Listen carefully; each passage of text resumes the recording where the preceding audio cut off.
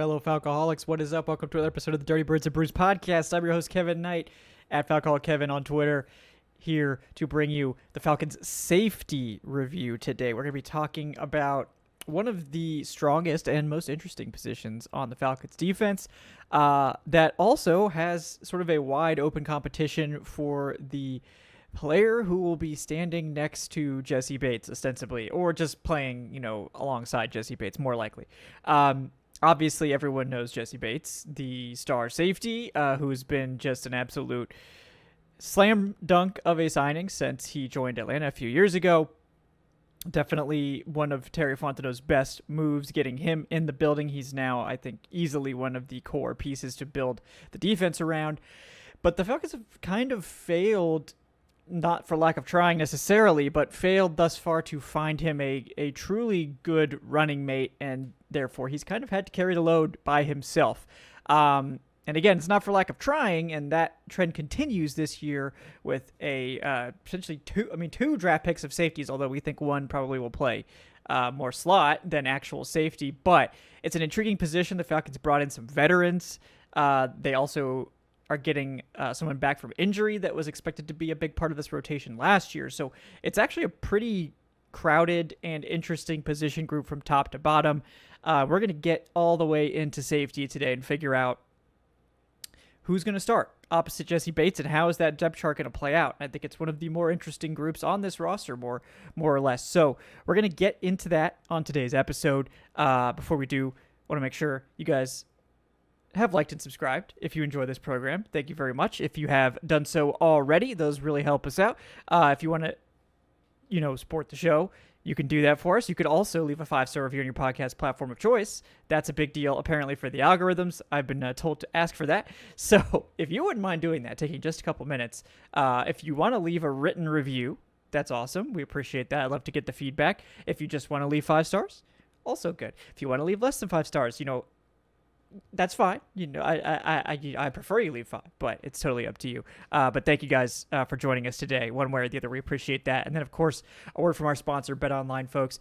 BetOnline continues to be your number one source for all your sports betting action this summer, with, of course, MLB baseball in full swing. The All-Star break is wrapping up, but they're getting back into that. We'll see if the Braves can sort of pull out of their slump, but football season is right around the corner, so you don't have to worry too much about focusing on that.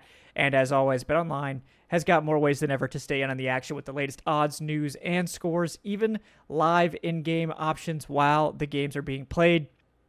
We mentioned UFC, but they've also got MLB, like I said, tennis, NFL futures are going on big right now. BetOnline remains your best choice for sports wagering information. And in between games, you can hit up BetOnline's casino, where they've got all the top Vegas-style games, including poker, blackjack, live slots, all that good stuff. So head on over to the website today. It's betonline.ag to take advantage of their industry-leading VIP program, where they've got level-up bonuses, cash boosts. It's basically a loyalty program, so you can check that out. That's a cool feature. And when you sign up, use our promo code BELIEVE. That's BLEAV to get access to the latest promotions. BetOnline, the game starts here. All right.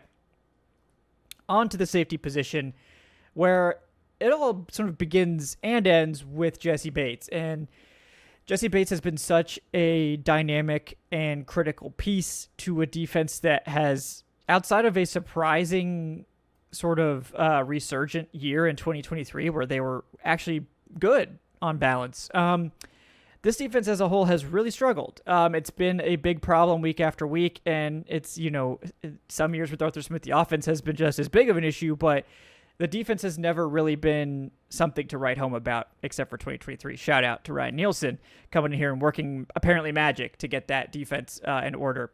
And after a dalliance with Jimmy Lake last year that did not work out in the slightest, and a lot of regression from a lot of players, mostly on the defensive line, it just didn't work out well. But Jessie Bates, throughout the whole thing, has been great.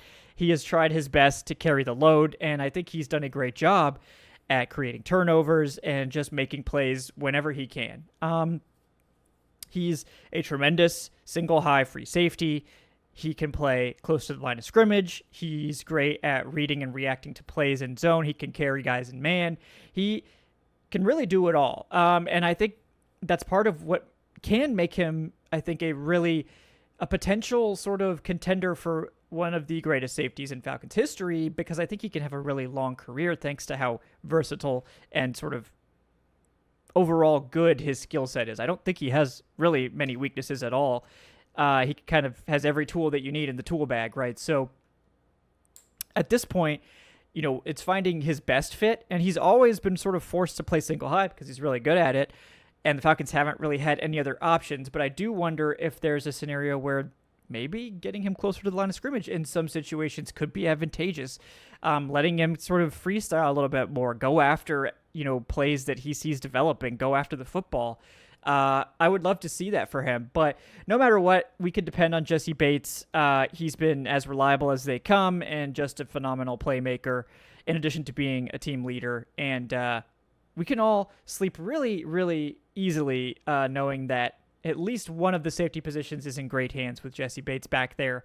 And that's something that the Falcons can build around and sort of also build their sort of entire safety strategy around. Knowing that Jessie Bates can do whatever you need at a high level gives you a lot of flexibility for that second safety to just pick the best guy you have and then sort of fill in the blank, right? Whatever that guy is, whether that's a strong safety, whether that's a coverage safety, whether that's a single high or a box or whatever, you want to label it.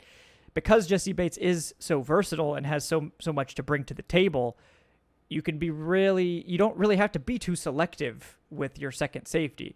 And I think that opens up a perfect scenario for Falcons rookie safety Xavier Watts, who was a guy that I was super duper high on, right? I was talking him up all off season, and we rarely get that guy. So this was a nice thing for me to actually be able to get a guy that I thought was such a great fit for this defense in the secondary.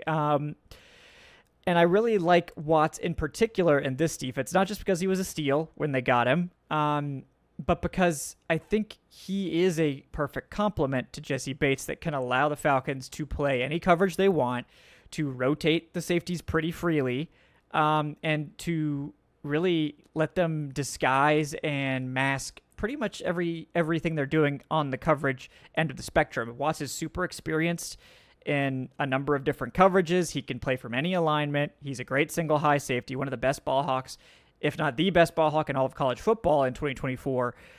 I would say the one sort of, I don't even know if it's a negative at this point, but it's sort of not a plus for him, is that he's just not a super impactful run defender. I think he checks the box. I think he's not a poor tackler. He doesn't lack physicality, but he's not a thumper. He's not an enforcer. He's not going to be that Willie Moe special type of guy, right? Where he's going to come in and take somebody's head off. That's not his game. He's going to get you to the ground and he's going to make a tackle. But I don't think playing him as like a full-time box safety is ever going to be something you want to do, because I just don't think the impact plays will be there in the run game. I don't think he will be a liability there, but I would expect him to be mostly an average run defender, and that's totally fine. Where Watts is going to excel is in coverage, where he can play man. He's played some slot. I don't think you ever want to have him playing slot like extensively, but if he had to rotate down as part of a disguise or a coverage, he can do it. He has experience doing it. I think he's a tremendous single high safety where it reads the field really well. He's got lots of range. Don't pay attention to time speed for safeties, guys. It's a red herring. If you run in the 4.5s, that's plenty. Jessie Bates runs in the 4.5s. Xavier Watts runs, I think, right around 4.5, right? It's not a problem. It's not going to be an issue. Because safety is all about instincts. And Xavier Watts has those in spades. I think it's definitely a situation where he has the instincts to make up for any perceived or real lack of athleticism. And that will open the door to him not only being a great player potentially, but a very effective player early, because he doesn't need to learn a new role. He's got tons of experience. And I think, the best fit for him is probably just letting him do what he does best, letting him sit back, letting him read the field, play coverage, go for those ball hawking moments.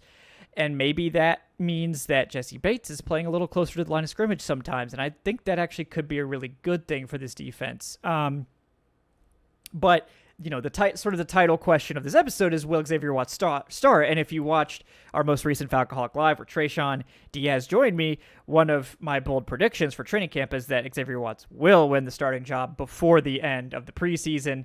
And I feel very confident about that. I think he's just a great player. I'm really excited to see him out there.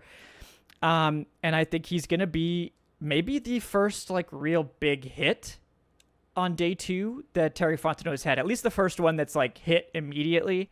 So maybe this is too much hype. Maybe I'm getting us off on the wrong foot here, where people are going to have such high expectations for him that he can't live up to it. And, I'll take that on, but that's just how excited I am about him. I think he's a tremendous player. I think he should have been a second-round pick.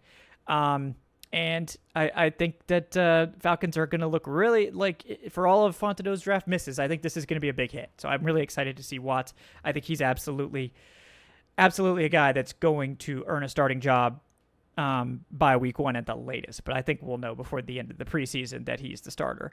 So I'm really excited to see not only how he looks, but also how the Falcons change Jessie Bates' role to take advantage of Watts' strengths and let Bates kind of do whatever he wants. I think Bates can play just about anywhere, and it might be the Falcons aren't going to play exclusively single high. I'm sure they're going to play plenty of cover 2 man, cover 3.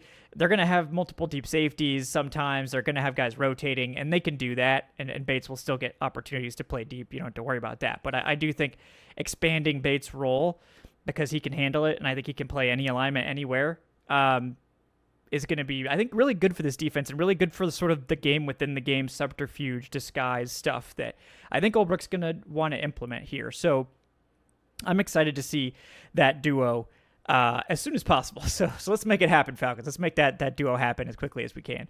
The other good news, I think, is that behind those two guys, the Falcons have 2, I think, legit depth safeties. And I think you could argue that Jordan Fuller, if you're willing to sort of accept that last year was an aberration because that Panthers defense was the worst defense in the NFL, maybe the worst defense in NFL history, and you're not, it's going to be really hard to look good with a defense like that. I mean, that's just the way it is, right?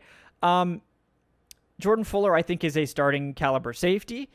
I think he's much better playing closer to the line of scrimmage and in the box, but I think he can do a little bit of everything. He's just, whereas Watts is more of that versatile safety that is better playing deep, I think Fuller is the versatile safety that's better playing in the box.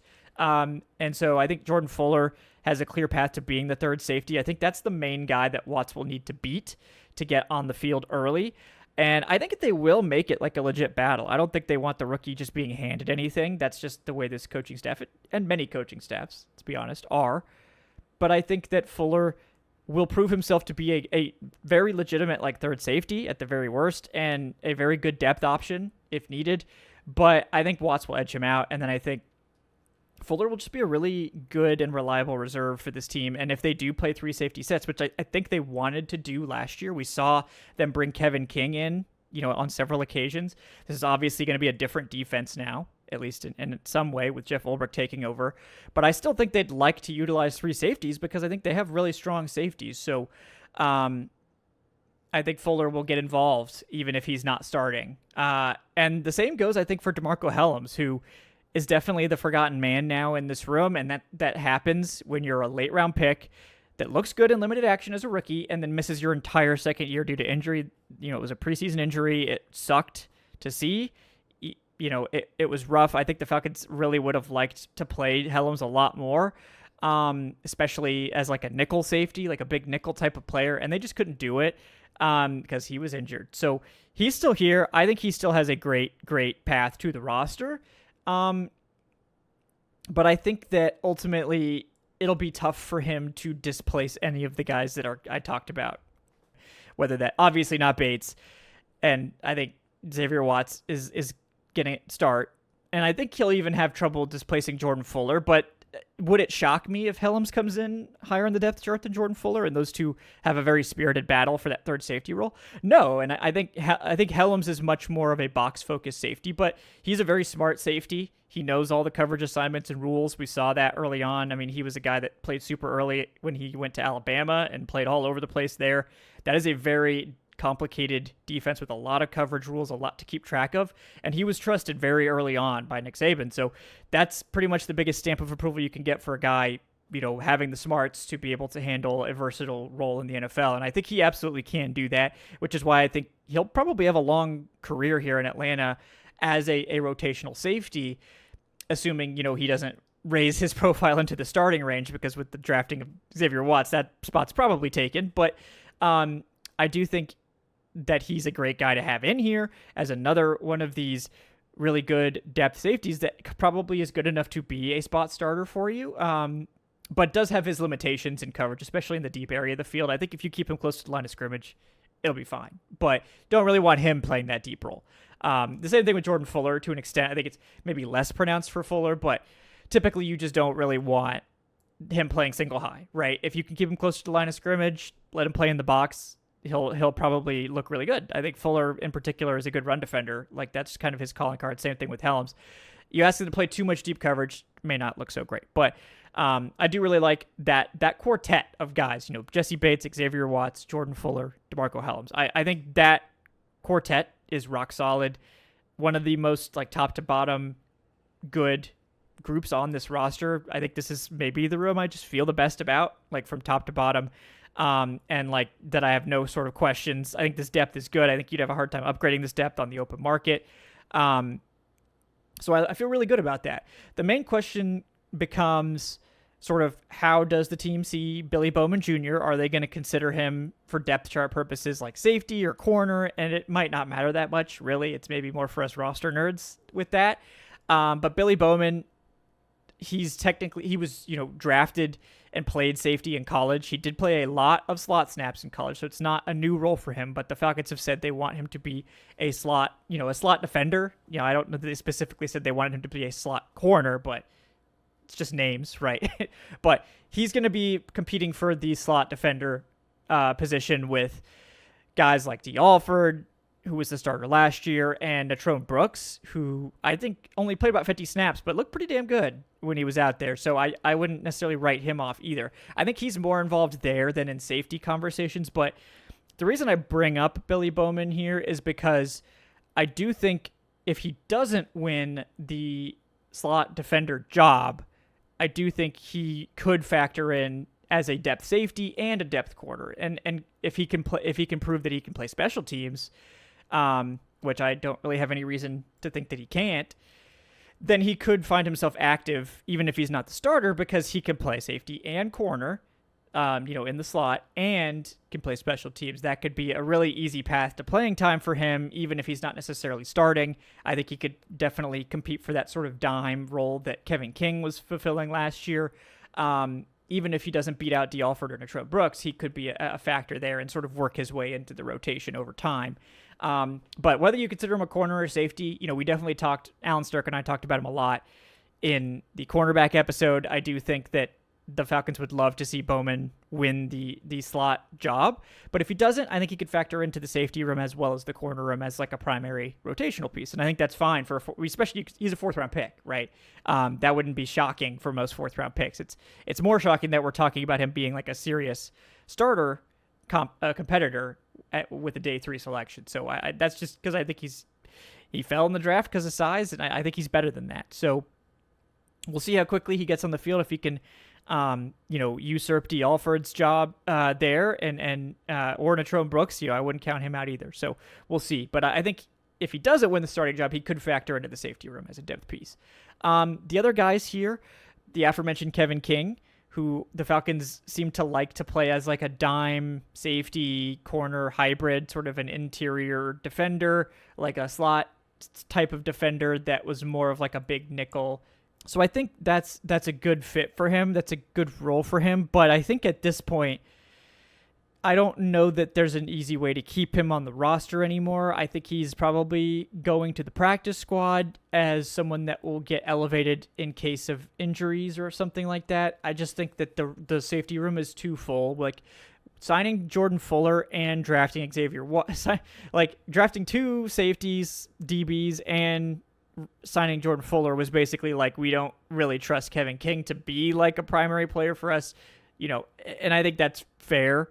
That's probably a good assessment. I think I would feel much better with Kevin King being like a practice squad guy that you don't feel terrible about. Like if he had to get activated and play in that dime role or be an emergency DB, it's not the end of the world. I mean, he I don't think made a lot of impact plays or anything like that, but he was serviceable. And that's really what you're looking for from those type of players that on that sort of part of the roster on the practice squad.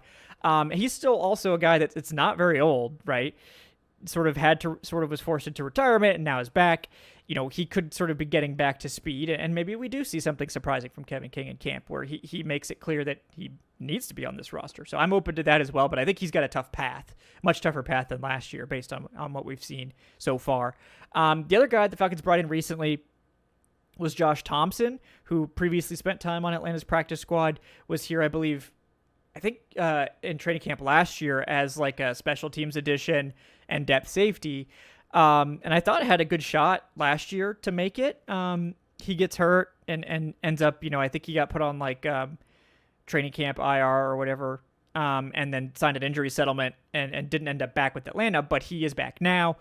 And again, Josh Thompson is not really someone you want playing defense, hasn't played much at all there, but he's a very good special teams player. And the Falcons do prioritize that. So I wouldn't necessarily write him off, especially if there are injuries or if some of these other guys that are around to play special teams kind of flame out or don't win their, battles. So the Falcons want to keep more like special teams ace type guys around. And we've seen Mike Ford got brought in to compete and do special team stuff. Josh Thompson, same thing. Felipe Franks, like the Falcons have brought in a lot of players who are really special teams specialists. This is, that I don't like how that sounds, but that's basically what it is. So keep that in mind with him. I don't think he's really competing for the roster at this point. I think he's very much someone they would like to have on the practice squad as an elevation that is capable. He played corner in college and has played mostly safety in the NFL, so he does give you that position flexibility, but he's an emergency reserve that is going to play special teams, and that's basically what he is at this point in his career. Obviously, things could change. He could have a great camp. We'll keep an eye on him. But I think at this point, it's practice squad. I think Kevin King and Josh Thompson at this point, they're mostly competing for that practice squad spot. So I'm interested to see how that pans out. I think that'll be an interesting storyline to follow as we get closer to the preseason. But that's everybody I have written down for this group. I believe Natrone Brooks, who's playing corner for the Falcons, has played safety in the past. It's possible he mixes in at safety some if they want to just try to keep him around. We'll see if anybody else gets snaps here at all. Malik Verdon, or Malik Verdon, I'm not sure. The Falcons brought him in. He was a college safety and is ostensibly converting to linebacker, I believe. But again, former safety maybe still could factor into the safety room. If Verdon has a great camp and they know he can play safety in a pinch, that could help his case to potentially make the roster or the practice squad as well as someone that they know has position versatility. So, main takeaways here, love this safety room from top to bottom. I think the top 4 spots are pretty much locked in. With Billy Bowman Jr., I kind of consider him probably in the cornerback room more in terms of like a roster construction thing. But so if we do that, I'm not counting him here. Billy Bowman's going to make the roster in the cornerback room. But those top 4 safeties are rock solid. I feel really good about those guys. They've got a mix of players that have different skill sets. They've got a lot of firepower. They've got some stuffing specialists. They've got Watts, who's very much coverage specialized, but definitely more well-rounded than the other 2 guys. And then they got Jessie Bates, who's just amazing in every way. So we love Jessie Bates here. I'm excited to see this group. I think I think the 2 starting corners and the 2 starting safeties could be like the real strength of this defense. I think slot corner is very much like still wait and see here. How's that going to pan out? But safety and the outside corners, I feel really, really good about that. And that's going to be important for a lot of guys. The pass rush might take a little while to get going. So I think having really strong secondary play behind them will help in that regard. You got to play Tampa Bay twice, and you really need to beat them. You got to hand them some losses, especially week 1, right? Having a strong secondary against that high-flying passing attack will be really important and sort of neutralizing their biggest strength.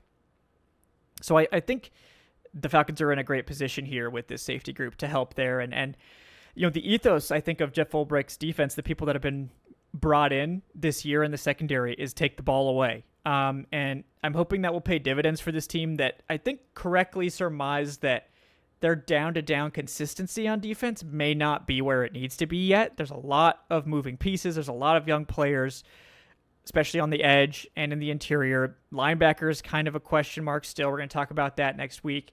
But the secondary, if we can rely on the secondary and just create some turnovers here, then we can make it work. We can, if we can take the ball away, then we'll be okay. Maybe that should be their slogan. I like that. So I agree with that slogan. I think turnovers can cover up a lot of things. If you can create them, they can make you look a lot better than you are. And if you give the ball away, it can make you look a lot worse than you are. So hopefully the Falcons offense will cut down on the turnovers. Kirk Cousins notably threw the most interceptions of any quarterback in the NFL last year, I think. Whereas the defense did create some turnovers, but they weren't certainly among the NFL leaders there. So hoping that will change this year.